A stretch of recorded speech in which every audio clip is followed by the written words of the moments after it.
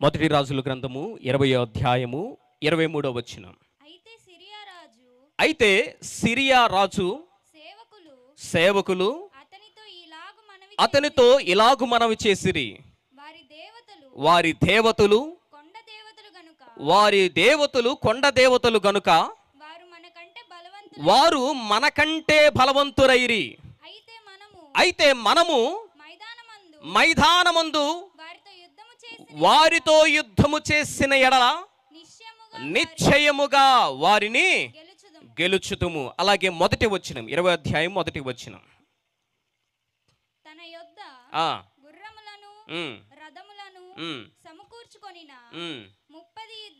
32 రాజులుండగా Syria రాజైన బెన్హదదు తన సైన్యమంతటిని సమకూర్చుకొని బయలుదేరి షోమ్రోనుకు ముట్టడి వేసి దాని మీద యుద్ధము చేసెను.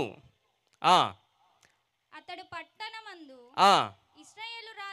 ఇశ్రాయేలు రాజైన అహాబు నొద్దకు దూతలను పంపి, చాలండి, సిరియా రాజు వద్దకు కొందరు సేవకులు కొందరు ప్రజలు ఆ రాజు వద్దకు వచ్చి అంటున్నారు కదా, రాజా, వారి దేవతలు వారు ఆరాధిస్తున్న వారు కొండకు దేవుళ్ళై ఉన్నారు కాబట్టి వారు అక్కడ బలవంతులుగా ఉన్నారు. అయితే వారిని కనుక ఆ కొండ మీద నుంచి దించి మైదాన ప్రాంగణంలోనికి వారిని తీసుకువచ్చి మనం కనుక యుద్ధము చేసామంటే ఖచ్చితంగా విజయము మందే అని మాట్లాడారు. అంటే దాని అర్థం ఏమిటంటే వారి బలాన్ని ఎప్పుడో రుచి చూశారు. అది ఎప్పుడై అంటే మనం ఇక్కడ చదవబడినటువంటి 20వ అధ్యాయం మొదటి వచనములో అక్కడ కొంతమంది రాజులు, మొత్తం మీద 33 మంది రాజులు ఒక చోటుగా గ్యాదర్ అయ్యి ఇజ్రాయెల్ రాజ్యం మీదకి, ఇజ్రాయెల్ యొక్క దేశం మీదకి వారు యుద్ధానికి వచ్చారు. యుద్ధం చేద్దామని వారు వస్తూ వస్తూ వస్తూ ఒక కబురును పంపించారు. ఏమంటున్నారంటే, ఇజ్రాయెల్ రాజా, నీ దేశంలో ఉన్న బంగారము, నీ దేశంలో ఉన్నటువంటి వెండి, నీ దేశంలో ఉన్నటువంటి సంపద, నీ దేశంలో ఉన్నటువంటి స్త్రీలు అందరూ నావారే, నా సొత్తై ఉన్నవారు, కాబట్టి వారందరూ నాకు అప్పగించు అని ఒక సమాచారం పంపించాడు. సిరియా రాజు సమాచారం పంపించడంలోనే ఇజ్రాయెల్ రాజు అది విని భయక్రాంతులు చెంది భయపడి ఏం చేయాలో అర్థం కాక, అయ్యా, మేమందరము బంగారము, మా యొక్క వెండి, మాది ఏదైతే ఉన్నదో మా సంపద అంతా నీదే, దానికి మేమేం కాదను, కానీ అది మీకు ఇవ్వటానికి, ముఖ్యంగా స్త్రీలను మీకు ఇవ్వటానికి మేము అంగీకరించమయ్యా అని వాళ్ళకి చెబుదాం అనుకుంటున్నాడు. ధైర్యం చాలట్లా, వారికి చెబుదాం అనుకుంటున్నా ధైర్యం చాలట్లా. ఎందుకంటే అక్కడ నుంచి వస్తున్న వాళ్ళు ఎంతమంది అండి? ఎంతమంది రాజులు? అమ్మ అందరూ చెప్పాలి, నోరు తెరవాలి, కాము కూర్చుంటే నాకు అర్థం కాదు. ఎంతమంది? 33 మంది. 33 మంది రాజులు తన యొక్క సైన్య సమూహముతో ఇజ్రాయెల్ ఒకే ఒక్క రాజు, ఒకే ఒక్క దేశము మీదకి యుద్ధానికి రాబోతున్నారు. కాబట్టి ఇజ్రాయెల్ రాజుకి భయం వేసింది. ఏం చేయాలి అర్థం కావట్లా. ఇప్పుడు నేను ఒక్కడిని నిర్ణయం తీసుకుంటే ఎట్లయ్యా? ఇప్పుడు నేను ఒక్కడిని నిర్ణయం తీసుకుంటే ఇది దేశానికి సంబంధించిందే, ఎలా అనే ఆలోచనలో సందిగ్ధములో పడిపోయాడు. ఆలోచనలు ముందుకు కొనసాగట్లా, ఏం చేయాలో అర్థం కావట్లా. వెంటనే ఇజ్రాయెల్ రాజు ఏం చేశాడంటే దేశపు పెద్దలను పిలిపించాడు. పెద్దలారా, ఇదిగో మీరందరూ రండి అని అనగలోనే వారందరూ వచ్చారు. రాజా, ఏంటి పిలిపించావు, ఏంటి సంగతి అని అంటే, ఇదిగో సిరియా రాజు అతనితో పాటు 32 మంది దేశపు రాజులందరూ కలిసి ఇలా వార్త పంపించారయ్యా, నీ వెండి, నీ బంగారం, నీ భార్యలు, ఇదిగో చక్కనైన వారు అందరూ నా వారిని పంపించు అని అంటున్నారయ్యా. మరి నా ఒక్కడి వల్ల అయితే కాదు, నేను ఒక్కడనే ఎదిరించి పోరాలంటే నా వల్ల కాదు, మరి ఏం చెప్పాలో నాకు అర్థం కావట్లేదు అనంగలోనే ఆ దేశపు పెద్దలంట ఏమన్నారంటే, రాజా, మేము మీకు తోడుగా ఉన్నాం. హల్లెలూయా, మేము మీకు తోడుగా ఉన్నాం, మీరు భయపడవద్దు, వారిని చూసి భయపడవద్దు, మేమందరం మీకు అండగా ఉన్నాం అని పెద్దలు అలాగే ఆ దేశపు ప్రజలందరూ ఎవరి పక్షాన ఉన్నారండి? ఎవరు పక్షాన ఉన్నారు? రాజు పక్షాన ఉన్నారు. ప్రియమైన దేవుని బిడ్డలారా, సంఘము దేవుని యొక్క రాజ్యముతో సమానము. దేవుని యొక్క రాజ్యము, ఆ రాజ్యముకు రాజు ఎవరై అంటే దైవజనుడు. దైవజనుడు కొన్ని పరిస్థితులలో, కొన్ని సందర్భాలలో కొన్ని నిర్ణయాలు తీసుకోవడానికి, అరే ఏమవుద్దా, ఎలా చేయాలా, ఎలా నేను ఒక్కడిని ఎలా అని ఆలోచిస్తూ ఉంటారు, సందిగ్ధంలో పడుతూ ఉంటారు. అప్పుడు ఏం చేస్తారంటే సంఘ పెద్దలను పిలిపించి, అయ్యా, కమిటీ వారిని పిలిపించి, అయ్యా నా మధ్యలో ఈ ఆలోచన ఉంది, మరి ఏం చేద్దామంటారు అని అడుగుతారు. అడగంగానే అటు నుంచి కనుక పాస్టర్ గారండి మేము మీకు తోడుగా ఉన్నాం, మేము మీకు అండగా ఉంటాం, మీరు కానివ్వండి అని ఇచ్చారా, ఇక దైవజనుడు ఆత్మ అనుసారుడై దేవుని యొక్క ఆజ్ఞ మేరకు, అలాగే సంఘం ఇచ్చినటువంటి బలం మేరకు ఆ కార్యక్రమాన్ని చేయడానికి ముందుకు వెళతాడు. హల్లెలూయా. మరి ముఖ్యంగా చెప్పాలంటే ఇప్పుడు ఈ మీటింగ్స్ అరేంజ్ చేశారండి. ఈ మీటింగ్స్ అరేంజ్ చేయాలంటే పాస్టర్ గారు ఒక్కడి వల్ల అవుద్దా? ఒకవేళ పాస్టర్ గారు అయ్యా ఈ సంవత్సరం కూడా మనం మీటింగ్స్ అరేంజ్ చేద్దాం అని అనౌన్స్ చేశారు, లేకపోతే చేద్దాం అనుకున్నంత మాత్రం అయిపోద్దా? ఖచ్చితంగా సంఘంలో సంఘ పెద్దలు, సంఘము ప్రోత్సహించాలా, సహకరించాలా. ఈ దినాలలో ప్రియమైన దేవుని బిడ్డలారా, సంఘానికి సహకరించేవారు కరువయ్యారు. వారి స్వలాభము కొరకు, వారి కుటుంబ క్షేమం కొరకు, వారి కొరకే జీవించేవారిగా ఉన్నారు. ఆనాడు 33 దేశాల నుండి రాజ్యాల అధికారులు, రాజులు, యుద్ధశూరులు అందరూ వచ్చి ఒక దేశం మీదకి యుద్ధానికి వస్తే రాజు అయితే భయాందోళన చెందుతున్నాడు. కానీ ఆ దేశపు పెద్దలు వచ్చి అన్నారు కదా, ఆ దేశపు ప్రజలు వచ్చి అన్నారు కదా, మిగతా వచ్చినాలు మీరు చదువుకుంటా ఉంటే మీకు అర్థమవుతూ ఉంటుంది. వచ్చి అన్నారు కదా, రాజా మేము మీకు తోడుగా ఉన్నాం, మీరేం భయపడవద్దు అని అనంగలోనే వెంటనే సిరియా రాజుకి ఈ రీతిగా వర్తమానం పంపించాడు. రాజా ఏది ఏమైనా కానీ ఇదిగో మా దేశ ప్రజలు, మా దేశంలో ఉన్న పెద్దలు మాకు అండగా ఉన్నారు, మాకు తోడుగా ఉన్నారు, మేము భయపడే ప్రసక్తి లేదు, ఇది మీది కాదు, మమ్మల్ని కాపాడుతున్నటువంటి మా దేవునిదే, మేము మా దేవుని సొత్తు, మేము మా దేవుని వారము, ఆయనే మాకు తోడుగా ఉంటారు, ఇదిగో మా దేశ ప్రజలందరూ మాకు కండగా ఉన్నారు, ఇక మేము భయపడము అని సిరియా రాజు ఒక వర్తమానం పంపించాడు. పంపించిన తోడనే అక్కడి నుంచి ఏమొస్తుందండి, అవునా సరేలేయా నువ్వు వెళ్ళు, మీ మీదకి యుద్ధానికి రాములే అని అంటాడా? అవతల నుంచి 33 దేశాల రాజులు ఆ మాట అంటారండి? ఇక యుద్ధానికి సిద్ధమవుతా ఉన్నారు. అంతలోకి ఈ దైవజనుడి వద్దకు ఒక ప్రవక్త రానే వచ్చాడు. రాజా ఏంటి భయపడుతున్నా? భయపడవద్దు, నీ ప్రక్కన ఎవరున్నారు? పెద్దలు ఉన్నారు. మరొక ప్రక్కన ఎవరున్నారు? నీ ప్రజలు ఉన్నారు. దైవజనుడా నువ్వు భయపడవద్దు, నీ ప్రక్కన సంఘ పెద్దలు ఉన్నారు, మరొక ప్రక్కన సంఘ విశ్వాసులు ఉన్నారు. భయపడవద్దు, నీవు అనుకున్న కార్యక్రమాలు చేసుకుంటూ ముందుకెళ్ళిపో.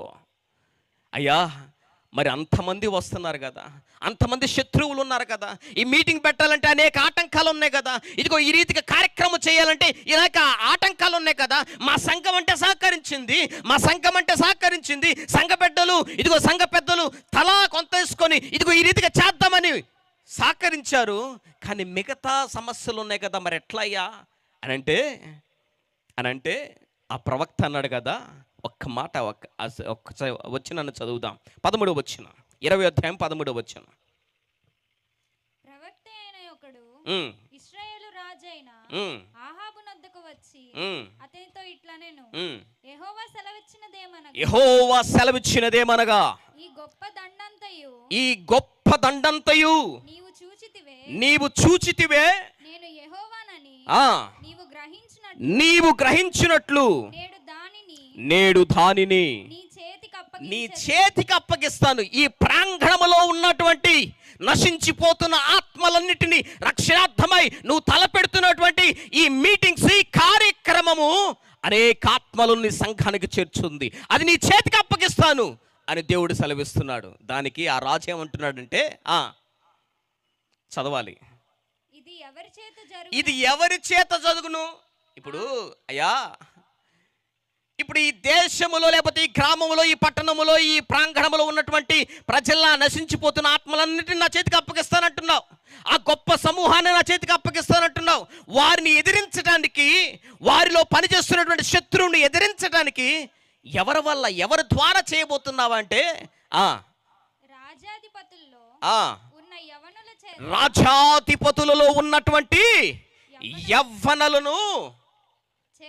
యవ్వనుల చేత అది జరుగునని సెలవిచ్చాడంట. హల్లెలూయా. చప్పట్లు కొట్టి ప్రభునామని మహిమపడతాం. హల్లెలూయా. ప్రియమైన దేవుని బిడ్డలారా, సంఘములో రాజ్యమైనటువంటి దేవుని రాజ్యమైనటువంటి సంఘములో అది విస్తరించాలన్నా, బలపరచబడాలన్నా, అభివృద్ధి కావాలన్నా, అది దీవించబడాలన్నా కానీ మొట్టమొదటిగా ఎవరు తోడుగా ఉండాలండి? సేవకుడికి సంఘ పెద్దలు తోడుగా ఉండాలి. సంఘ పెద్దల యొక్క సహకారం ఉండాలి. ఓన్లీ మాట సహకారమే కాదండి, అన్ని విషయాల్లో సహకారం ఉండాలి సంఘ పెద్దలు. రెండవది ఎవరు ఉండాలా? సంఘ విశ్వాసులు ఉండాలి. మూడవదిగా మనం గమనించినట్లయితే ఎవరు ఉండాలి అంటే యవ్వనస్తులు సేవకుడికి అండగా ఉండాలా. ఎవరంట? పెద్దలు. ఇప్పుడు తల్లిదండ్రులు ఉన్నారంటే పాస్టర్ గారు చెప్పిన దానికి అమ్మా దేవుని మాట అది వింటాం అని వింటారు. కానీ యవ్వన బిడ్డలను మనం గమనించినట్లయితే ఇక వారి ఇష్టానుసారం. అవునా కదా? అవునా కదండి? కానీ ఇక్కడ దేవుడు అంటున్నాడు కదా, నేను యవ్వన బిడ్డలను నేను వాడుకుంటాను. శత్రువును ఓడించటానికి, శత్రువు పన్నాగాలను విడిచివేయటానికి, వారికి ఓటమి కలుగు చేయటానికి నేను యవ్వనస్తులను వాడుకుంటాను అంటున్నాడండి. ప్రియమైన దేవుని బిడ్డలారా, యవ్వనస్తులను దేవునికి కావాలి. ఇంతమంది యవ్వన బిడ్డలు ఎక్కడున్నారు? మీరు దేవుని చేతిలో బాణం వంటి వారు, బలవంతుని చేతిలో బాణం వంటి వారు.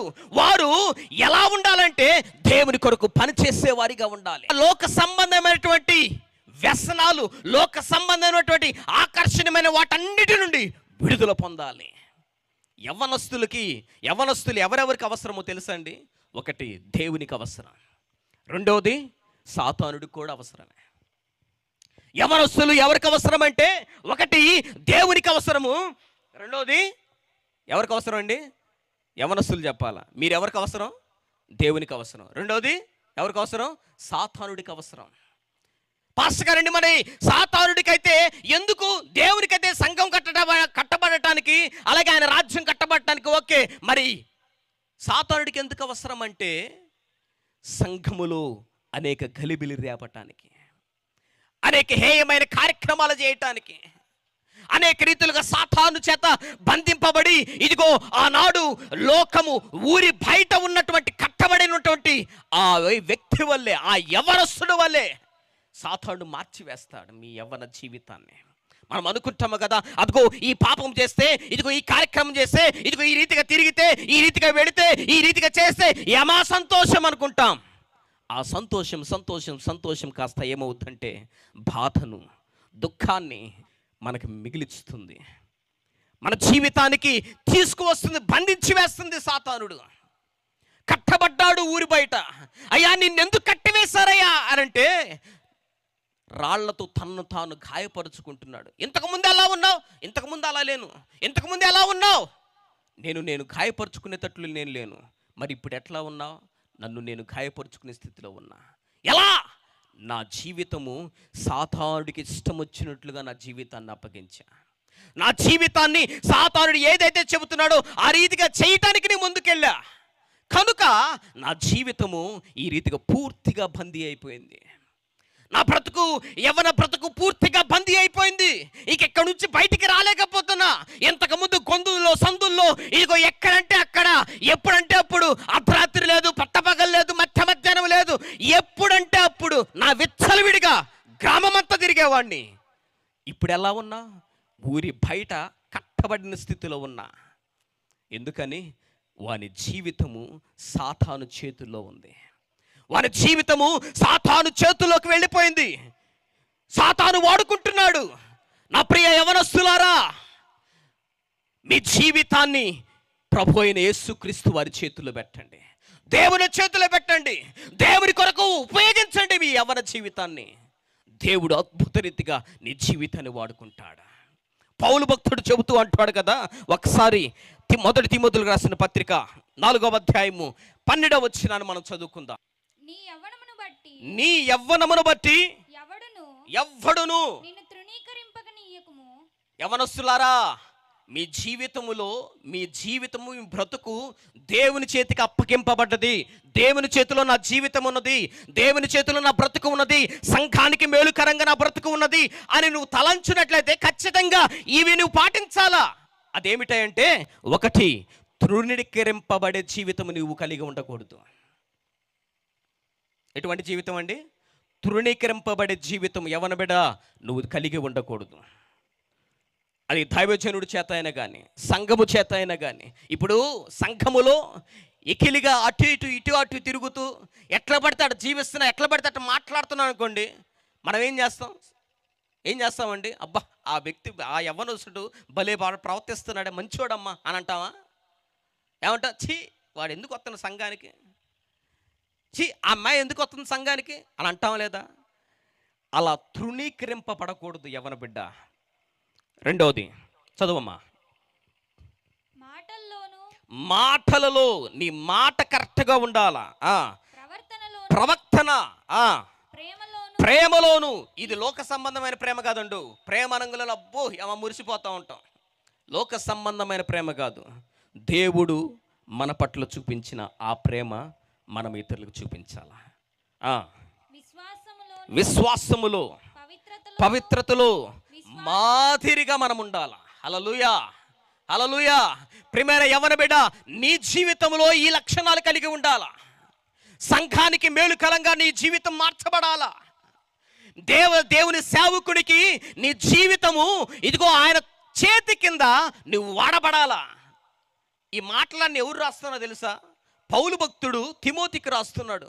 యవ్వనస్తుడైనటువంటి తిమోతి, నీవు నా చేతి కింద ఎలా ఎదిగిలావో, నీ దగ్గర ఏ రీతిగా ఎదిగావో, ఇప్పుడు నువ్వు దూరంగా ఉన్నావు. ఆ సాక్ష్యాన్ని ఏమాత్రము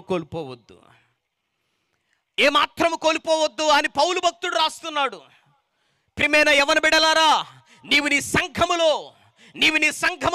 నీ కాపరికి, నీ సంఘానికి మేలుకరంగాను దేవునికి ఉపయోగపడే పాత్రగా మార్చబడుదుగాక. ఆమేన్, హల్లెలూయా. ప్రియమైన దేవుని బిడ్డలారా, మరొక మాటను మనం గమనించినట్లయితే, సంఘానికి మేలుకరంగా ఉండాలంటే మొట్టమొదటిగా ఎవరు ఉండాలండి? సంఘ పెద్దలు సరిగా ప్రవర్తించాలా. సంఘ పెద్దలు సేవకునికి, సేవకుడు తలపెడుతున్నటువంటి ప్రతి దానికి మేలుకరమైన సజెషన్స్ ఇచ్చేవాడిగా ఉండాలా, సలహాలు ఇచ్చేవారిగా ఉండాలా, ప్రోత్సహించేవారిగా ఉండాలా. సంఘము కూడా ప్రోత్సహించేవారిగా ఉండాలా. అలాగే యవ్వన బిడలు ఈ సంఘము లోకాన్ని గెలవాలంటే, పాపాన్ని గెలవాలంటే, లోకములో చెడిపోతున్నటువంటి జీవితాలను, నశించిపోతున్నటువంటి ఆత్మలను రక్షించాలంటే ఖచ్చితంగా యవ్వన బిడలు కూడా దేవుని కొరకు ఉపయోగపడాలా. ఆ రీతిగా మనం ఎప్పుడైతే జీవిస్తామో ప్రియమైన దేవుని బిడ్డలారా, వారి జీవితాలంట గొప్ప విజయాన్ని సాధిస్తాయి. ఆ యవ్వనస్తుల ద్వారా 33 దేశాల నుండి రాజులను, అధికారులను, అలాగే యుద్ధశూరులు వచ్చినప్పటికీ కూడా వారిని ఏం చేశారండి? ఓడించి వేశారు. ఓడించంగులోనే వీళ్ళకి వెంటనే ఆలోచన వచ్చింది. ఏం ఆలోచన వచ్చిందంటే, కూర్చున్నారు సిరియా రాజు, అలాగే 33 దేశాల రాజులందరూ కూర్చున్నారు. ఎట్లా వీళ్ళని జయించేది? ఇదిగో మనం అందరం ఇంతమంది వెళ్ళాము కదా, ఇన్ని వేల మందికి వెళ్ళాము కదా, ఇన్ని లక్షల మంది వెళ్ళాము కదా, ఇంత మూకముడిగా వెళ్ళాము కదా, ఆ యొక్క కార్యక్రమాన్ని జరగకుండా ఆ రీతిగా ఇదిగో సాతాను యొక్క కబంధ హస్తాలలో వారిని చేర్చాలని, వారి లోకం వైపు మరలా లాగాలని, పాపములోనికి మరలా వారిని నడిపించాలని మనం ఈ రీతిగా ప్రయత్నం చేశాం కదా. మరి మనం ఎలా ఓడిపోయాం? వారు చూస్తే యవ్వనస్తులే, కానీ వారు అలా గెలిచేశారు. కానీ వారిని ఓడగొట్టాలంటే, ఆ సంఘాన్ని ఓడగొట్టాలంటే, ఆ సంఘాన్ని చిన్నాభిన్నం చేయాలంటే, ఆ సంఘాన్ని ఇదిగో ఏ రీతిగా నామరూపాలు లేకుండా చేయాలంటే, పరిచయం లేకుండా చేయాలంటే ఏం చేద్దాం అని మూఖముడిగా కూర్చొని ఒక డిస్కషన్ పెట్టారు. ఆ సమయంలో ఏం జరిగిందంటే, ఈ రీతిగా ఒక వ్యక్తి లేసి ఈ రీతిగా సెలవిచ్చారు. 23వ వచనం మొట్టమొదటిగా మనం చదువుకుందాం. సిరియా రాజు సేవకులు అతనితో ఇలాగు మనవి చేసిరి, వారి దేవతలు కొండ దేవతలు గనుక వారు మనకంటే బలవంతులైరి.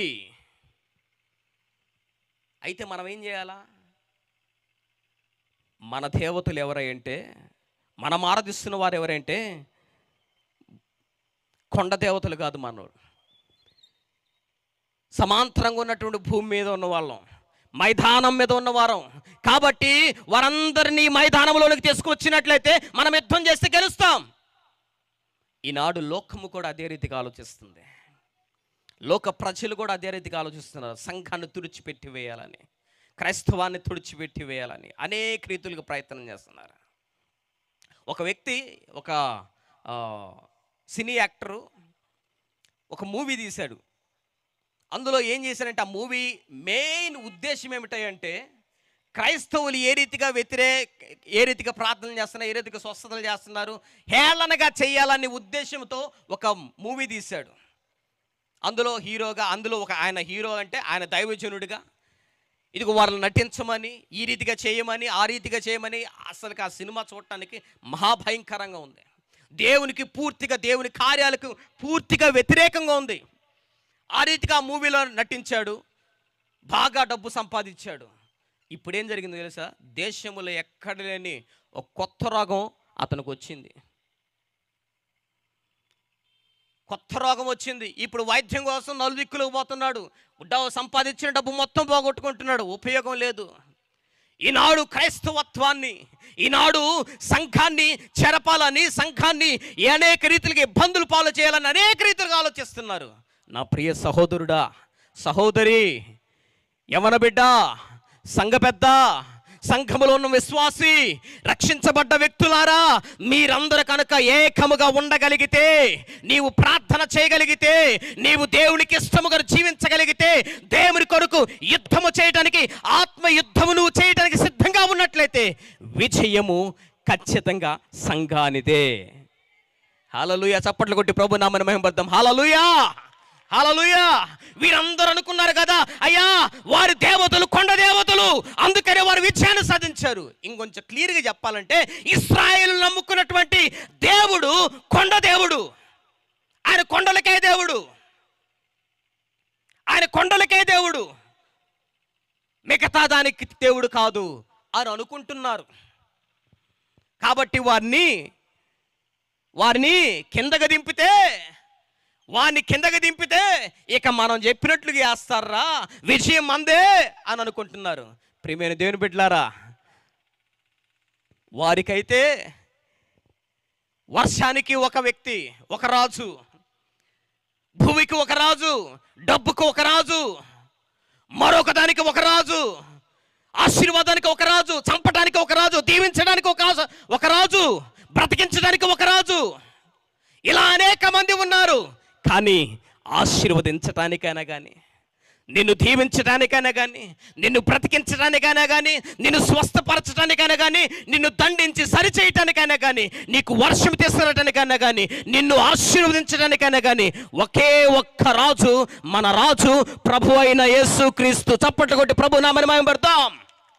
మనకున్న ఒకే ఒక్క రాజు, ఆయనే ప్రభు అయిన యేసుక్రీస్తు. అందరూ అనుకుంటున్నారు, అబ్బాయ్ వారి దేవుడు ఒక్కడే, వారి దేవుడు దీనికి మాత్రమే. మనకు అనేక మంది ఉన్నారు. వారిని కనుక తీసుకొచ్చామా, ఇక్కడికి కొండ నుంచి దించామా, ఏ రీతిగా అయితే సమతలంగా ఉందో ఆ భూ దగ్గరికి తీసుకొచ్చామా, యుద్ధం చేశామా, మంద విజయం అనుకుంటున్నారు. నా ప్రియ సహోదరుడా, సహోదరి, లోకములో మైకు యంత్రము ద్వారా వింటున్న వాడవా, ఎవరమైనా కానీ ఈ రాత్రి కలసములో దేవుడు మాట్లాడుతున్నాడు, యేసయ్య మాట్లాడుతున్నాడు నీతోనే. నీలాగా ఇనాక రాజులు లేరు. ఈ దేశాన్ని, ఈ ప్రపంచాన్ని సృజించిన సృష్టికర్త, పాలిస్తున్న ఏకైక రాజు ప్రభు అయిన యేసు క్రీస్తువా రాజు. మనలో కూడా కొన్నిసార్లు ఏం చేస్తామంటే మన విశ్వాసం కూడా అదే రీతిగా చెలిస్తూ ఉంటుందండి. మత్తయి రాసిన శుభవార్తలు మనం గమనించినట్లయితే, మార్కు రాసిన శుభవార్తలు 5వ అధ్యాయము 21వ వచనం నుంచి చదివినట్లయితే ఒకసారి వినండి. యేసు మరలా దోణ ఎక్కి అద్దరికి వెళ్ళినప్పుడు బహుజన సమూహము ఆయన వద్దకు కూడి వచ్చెను. ఆయన సముద్ర తీరమున నుండగా సమాజ మందిరపు అధికారులలో యాయీరును నొకడు వచ్చి ఆయనను చూచి యాయీరు అనే అధికారి యేసయ్యను చూచి ఆయన పాదముల మీద పడి అమ్మా అందరూ జాగ్రత్తగా వినాలి. చదివే వాళ్ళు ఓకే, మిగతా వాళ్ళందరూ తల ఎత్తి కొంచెం జాగ్రత్తగా వినండి. ఆయనను చూచి నా చిన్న కుమార్తె ఆయన పాదముల మీద పడి, అయ్యా నా చిన్న కుమార్తె చావనయ్యుందయ్యా, మరణ పడకలో ఉన్నది. చాలమ్మా, మరణ పడకలో ఉన్నది, దయచేసి నా ఇంటికి వచ్చి నా చిన్న కుమార్తెను బ్రతికించయ్యా అని అన్నాడు. అనంగులోనే యేసయ్య అన్నాడు కదా, యాయీరు అధికారి, సరే నువ్వు వెళ్ళు, నేను వస్తా అని అన్నాడు. సరే అని పోతా ఉన్నారు. అయ్యా నేను కూడా మీతో పాటు వస్తానయ్యా, నేను ముందు మీరు వెనక ఎందుకయ్యా, మీతో పాటు వస్తానా, ఓకే పోదాం అని పోతా ఉంటే ఇక జనసమూహం యేసయ్యను వెంబడిస్తూ ఉన్నది. అంతలోకి 12 సంవత్సరముల నుండి రక్తస్రావంతో బాధపడుతున్న ఒక స్త్రీ ఆయన దగ్గరకు వచ్చింది. యేసయ్య దగ్గరకు వచ్చి యేసయ్య చెంగు ముట్టంలో స్వస్థత పొందింది. యేసయ్య అక్కడ నిలబడి ఎవరు నన్ను ముట్టారు అని అన్నారు. అయ్యా నేనేనయ్యా, నన్ను క్షమించాయంటే ఇదిగో నీవు దీవించబడ్డావు అని చెప్పాడు. ఈ రీతిగా మాటలు జరిగాయి. ఈ మాటలు జరుగుతుంటే యాయీరుకి ఏమనిపిస్తూ ఉంటుంది చెప్పండి అమ్మా, ఒకసారి ఆలోచించండి. యాయీరుకి ఏమనిపిస్తూ ఉంటుంది, ఈ అధికారికి ఏమనిపిస్తూ ఉంటుంది? అయ్యా అసలుకే నా కూతురు చావు బ్రతుకులో ఉందయ్యా, అసలుకే నా కూతురు చావు బ్రతుకుల్లో ఉంది, రోగముతో ఉంది, ఎప్పుడు చచ్చిద్దా అనే భయంతో ఉన్నానయ్యా, నువ్వు తొందరగా రాయ్యా అని నేను పిలుస్తుంటే ఈ మధ్యలో ఏంటి ఇది, ఈ మధ్యలో ఏంటి అని అనుకుని ఉండొచ్చు. కానీ ఎప్పుడైతే 12 సంవత్సరముల నుండి బాధపడుతుంది అని తెలుసుకున్నాడో వెంటనే ఆయనకు అర్థమైంది. యాయీరు ఏమనుకున్నాడంటే 12 సంవత్సరముల నుండి బాధపడుతున్నటువంటి, రక్తస్రావంతో బాధపడుతున్నటువంటి ఈ స్త్రీనే దేవుడు స్వస్థపరిచాడంటే, యేసయ్య నా కుమార్తె వయసు ఎంత? 12 సంవత్సరాలే. ఎంత అంటే నా కుమార్తె వయసు ఎంత? 12 సంవత్సరాలంటే ఆమె ఈ రోగంతో 80 సంవత్సరాలు బాధపడుతుంది. కొన్ని నెలల నుంచే. కానీ ఈమెయితే 12 సంవత్సరాలు, అంటే నా కూతురు పుట్టిన కాడ నుంచి ఈమె ఏం చేస్తుంది? రక్తస్రావంతో బాధపడుతుంది. అమ్మో, ఇంత ఘోరమైన ఇంత ప్రమాదకరమైన, ఎవరు లోకములో నయం చేయనటువంటి ఈ రోగము చేత 12 సంవత్సరములు బాధపడుతుందే. ఈమెను యేసయ్య స్వస్థపరిచాడంటే ఖచ్చితంగా 12 సంవత్సరాలు ఉన్నటువంటి నా కుమార్తెను ఏదో 2 సంవత్సరాలు లేకపోతే 2 నెలలు, కొన్ని నెలల పాటు బాధపడుతున్నటువంటి ఈ చిన్నపాటి రోగాన్ని ఖచ్చితంగా బాగు చేస్తాడు. అబ్బా ఎంత విశ్వాసం పెరిగిందో. మనం కూడా ఏంటంటే యేసయ్య దగ్గరకు వచ్చినప్పుడు, యేసయ్యను నమ్ముకున్నప్పుడు, కొంతకాలం కొనసాగుతున్నప్పుడు, కొన్ని సమస్యలు వచ్చినప్పుడు యేసయ్య నన్ను బాగు చేస్తాడు, నా కుటుంబంలో ఈ సమస్య తీసివేస్తాడు, నా కుటుంబంలో ఈ బాధను తొలగించి వేస్తాడు అని మనం విశ్వాసంతో ప్రార్థన చేస్తూ ఉంటాం. కొన్నిసార్లు మనం ఏం వస్తామంటే, ఎప్పుడైతే ఈయన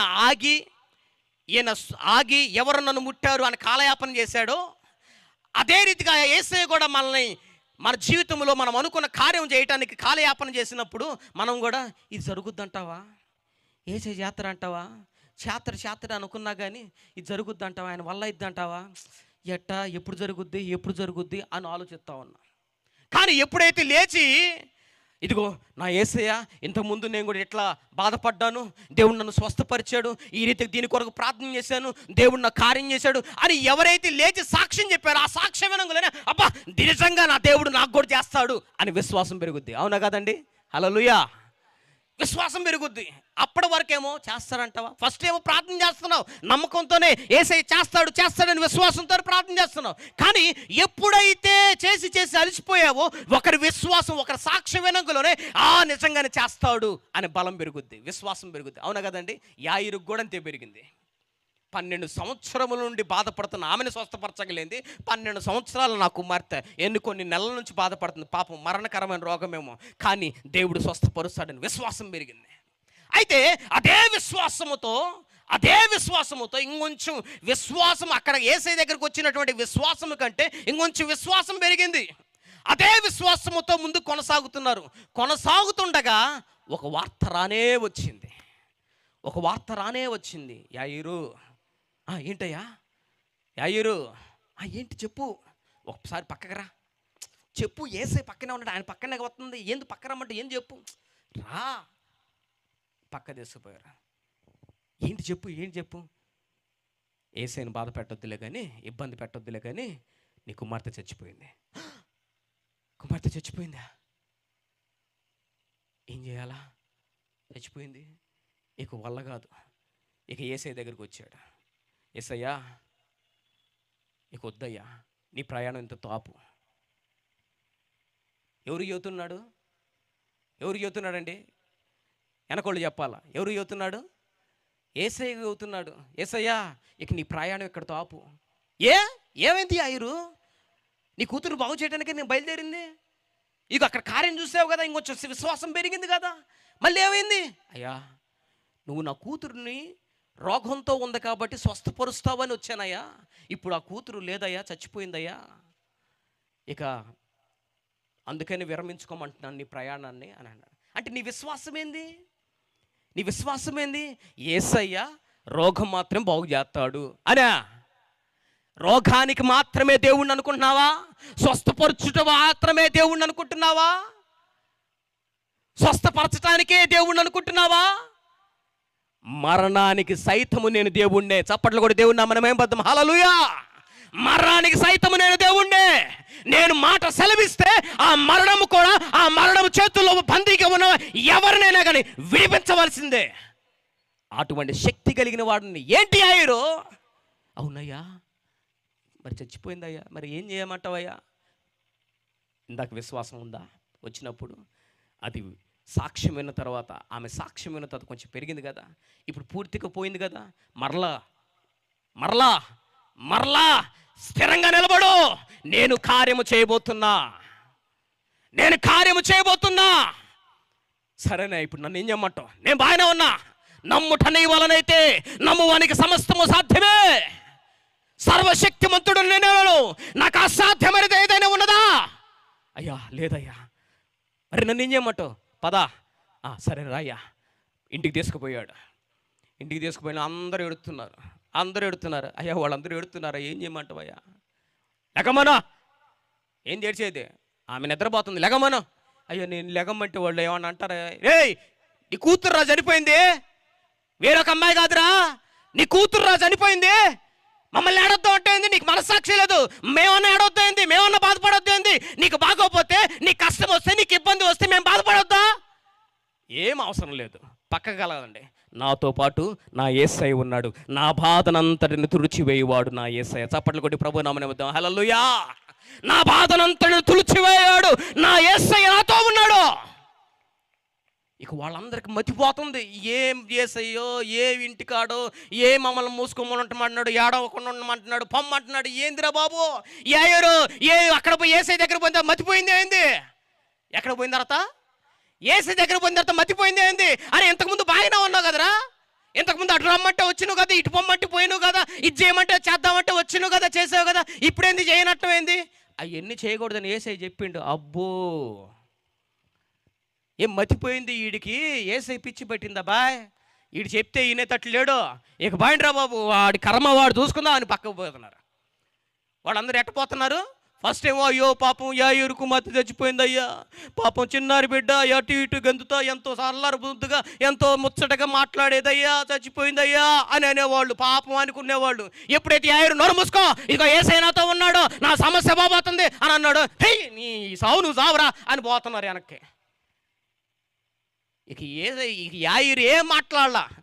అయ్యా ఏసయ్యా వాళ్ళందరూ ఖాళీ చేశారయ్యా. ఎవరు ఖాళీ చేసింది? ఏడ్చే వాళ్ళందరూ ఖాళీ చేశారయ్యా, ఇక నువ్వు రా. ఇంక లోపలికి తీసుకెళ్ళాడు.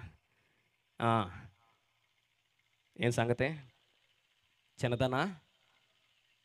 యాయిరేమో ఇంటి చూస్తుండే, ఏంది చచ్చిపోయిన నా కూతురుతో మాట్లాడుతుండు, చిన్నదానా అంటాడేంది? అయ్యా నా కూతురు పేరు ఇదయ్యా అని చెప్పలేకపోతుంటా, చెప్పడానికి ప్రయత్నం చేసే ఉంటాడు. అయ్యా నా కూతురు పేరు. యాయిరు కొంచెం ఆగయ్యా, ఎందుకు అంత తొందర? యాయిరు కొంచెం ఆగు, అందుకు అంత తొందర? సరేనయ్యా నీ ఇష్టం అయ్యా, ఇంక నీ చేతులు పెట్టాగా. ఎవరి చేతిలో? నీ చేతిలో పెట్టాగా, మా వాళ్ళందరూ బయటికి పంపించాగా, ఇంక నీ ఇష్టమయ్యా, నేనేం మాట్లాడను, గప్చుప్. చిన్నదానా లే అనంగలో లేచి గంతులు వేస్తూ తండ్రిని పలకరిస్తా సాగిందంటండి. హల్లెలూయా, చప్పట్లు కూడా ప్రభు నామని మహిమపడదాం. హల్లెలూయా. యేసయ్య మాటలో శక్తి ఉన్నది. యేసయ్యను అనుకున్నాడు కదా యాయిరు, అయ్యా నువ్వు కేవలం స్వస్థపరుస్తావు, నీవు రోగాన్ని బాగుపరచు దేవుడు మాత్రమే అని అనుకున్నాడు. కానీ యేసయ్యతో నడిచేసరికి, యేసయ్యతో ప్రయాణం చేసేసరికి, యేసయ్యతో కొనసాగేసరికి ఇక అర్థమైంది, యేసయ్య రోగమును బాగు చేసే దేవుడు మాత్రమే కాదు, కానీ యేసయ్య చచ్చిన వారిని సైతము లేపు దేవుడు. చప్పట్లు కొట్టి ప్రభు నామమున హల్లెలూయా. ఆయన బాగు చేయవాడు. వీళ్ళు కూడా అనుకున్నారు కదా, అరే ఇశ్రాయేలు దేవుడు ఆ కొండకే దేవుడు. వారు కనుక మైదానం మీదకి తీసుకొస్తే, ఇదిగో ఈ మైదానములో ఉన్న ఈ మైదానం ఎవరిది అనుకున్నావు? మన దేవుడిది. ఇక్కడ ఎవరిది రాజ్యం? మందే అని వీళ్ళు గుసగుసలాడుకున్నారు. ఇక మరేం చేయమంటావు అని అన్నారు. వెంటనే రాజా ఇదిగో మైదానానికి వాళ్ళందరినీ పిలిపించు, ఇందాక పోయిన సంవత్సరం మనం తీసుకెళ్ళాం కదా ఎంతమందిలో, వారికి రెట్టింపుగా మనం తీసుకుపోదాం అని అంటే సరే అని గ్యాదర్ చేసాడు, రెట్టింపుగా గ్యాదర్ చేసాడు. వాళ్ళందరూ ఎంతమంది ఉన్నారంటే, అబ్బో ఇది చదువుతుంటే నాకే మతిపోయిందంటే 27 వచ్చిన 20 అధ్యాయం 27 వచ్చిన. ఇశ్రాయేలు వారందరూ, అమ్మ జాగ్రత్తగా వినాలి, ఇశ్రాయేలీలు వారందరూ పోగు చేయబడి సిద్ధమై వారిని ఎదిరింప బయలుదేరిరి. ఇశ్రాయేలు వారు మేక పిల్లలు మందలు రెంటి వలె. ఇశ్రాయేలు వారు ఎలా ఉన్నారంటే, మేక పిల్లల మందలు రెంటి వలె వారి ఎదుట ఉన్నారంట. ఎలా ఉన్నారంట అండి? ఇశ్రాయేలులు అందరు చెప్పండి అమ్మ, అందరు చెప్పండి. ఇశ్రాయేలులు మేక పిల్లల 2 మందల వలె ఉన్నారు. మేక పిల్లలు, మేకలు కాదు, మేక పిల్లలు. ఎన్ని మందలు ఉంటాయి? మందకి ఎన్ని వచ్చి ఉంటాయి? సుమారుగా మనం అనుకుందాం, మందకు 100 మంది అనుకుందాం. పిల్లలు మేకలు అనట్లా, మేక పిల్లలు ఎన్ని ఉంటాయి? 100 లేకపోతే 200. 2 గ్రూపులు అన్నారు కాబట్టి 200. ఇప్పుడు మీరు ఎట్లయితే 2 కూర్చున్నారో, అబ్బాయి 2 మందల్లాగా ఉన్నారు. ఎవరు? ఇశ్రాయేలు ప్రజలు. సిరియనుల చేత కప్పబడి ఉండెను. హల్లెలూయా, హల్లెలూయా. ఇశ్రాయేలీల యొక్క ప్రజలేమో, అంటే ఇశ్రాయేలులలో యుద్ధము చేయగలిగిన వారేమో 2 మేక పిల్లల మందల వలె ఉన్నారు. అంటే ఒక 200 మంది లేదా చిన్న మందలుగా ఉన్నారు. కానీ సిరియనులు అలాగే వారితో కూడినటువంటి 33 దేశాల వారందరూ యుద్ధానికి వచ్చిన వారి సమూహం ఎలా ఉందంటే, దేశమును ఎలా ఉందంట, కప్పబడిన వారుగా. అంటే దేశం కానరాట్ల. దేశం నుండి ఎవరున్నారు? సిరియనుల సైన్యమే ఉన్నది. వీరు చూడకపోతే మేక మందల్లాగా ఉన్నారు, వారు చూడకపోతే సైన్య సమూహము వలె ఉన్నారు, దేశాన్ని కప్పిన వారిగా ఉన్నారు. అయ్యా ఎట్లా అయ్యా అంటే, యేసయ్య రివీల్ చేస్తున్నాడు. అయ్యా ఇశ్రాయేలు రాజా నువ్వేం భయపడమాకు. వారందరూ ఏమనుకుంటున్నారంటే, ఇదిగో కొండలకే దేవుడు అనుకుంటున్నాడు. ఇశ్రాయేలు దేవుడు యేసయ్య కొండలకే దేవుడు అనుకుంటున్నాడు. కాదు, అది నేను నిరూపిస్తా. వారందరికీ అపజయాన్ని ఇస్తా, ఆ గొప్ప సమూహానికి అపజయాన్ని ఇస్తా. అపజయాన్ని ఇవ్వాలంటే మీరందరూ ఎలా ఉండాలంటే, నీవు బలము తెచ్చుకోవాలి, నీవు సిద్ధంగా ఉండాలి.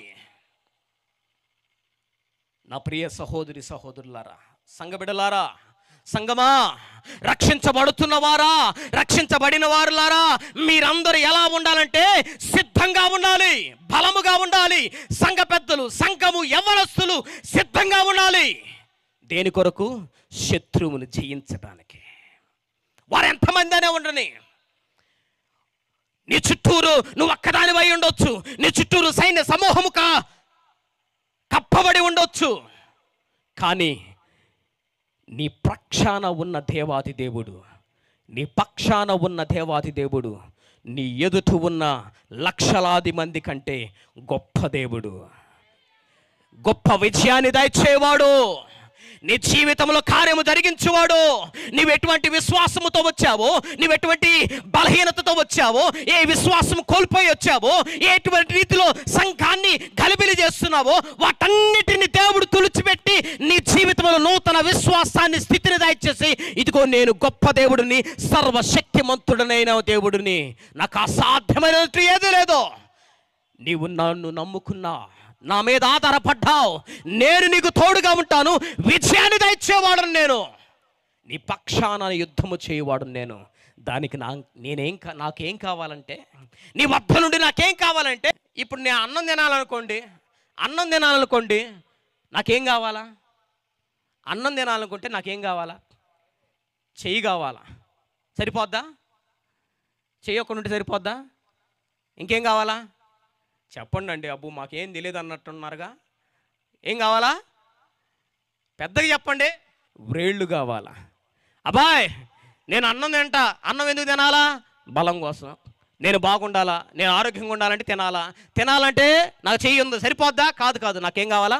వ్రేళ్ళు కావాలా? అబ్బాయి, వేళ్ళు ఉన్నాయి, చెయ్యి ఉన్నాయి, ఇక తిను అని అంటే, ఈ ఏళ్ళు నేను తిన్నాను, నేను ముట్టుకోను అని అందనుకో, ఈ ఏళ్ళు అన్నీ ఇక తింటవా?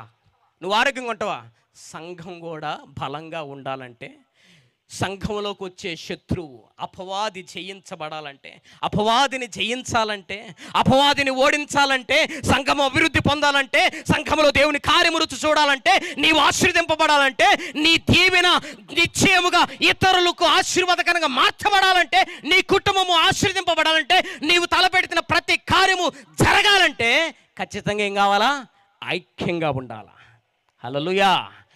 సంఘములో రాజు ఉండాలి, సంఘ పెద్దలు ఉండాలి, సంఘం ఉండాలి, యవ్వన బిడ్డలు ఉండాలి. మరి ముఖ్యంగా ఇది లేకపోతే తింటావా? ఏం కావాలా? దేవుని సహాయము ఉండాలి. హల్లెలూయా. ఎప్పుడైతే ఇవన్నీ ఒకటిగా, ఒకసారి మీరు గొప్పటి పట్టండి, ఒక్కసారి గట్టిగా బిగించండి. గట్టిగా వద్దులే, మళ్ళీ ఊపిరి ఆగేటట్టుంది. హల్లెలూయా. గట్టిగా బిగించి, దేవుడు నాతో ఉన్నాడు చెప్పండి అండి.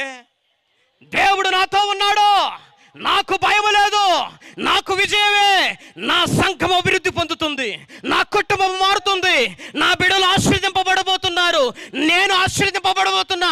నా కుటుంబంలో ఉన్నటువంటి ప్రతి సమస్యకు నా దేవుడు జవాబు, విజయాన్ని ఇవ్వబోతున్నాడు. ఆమేన్.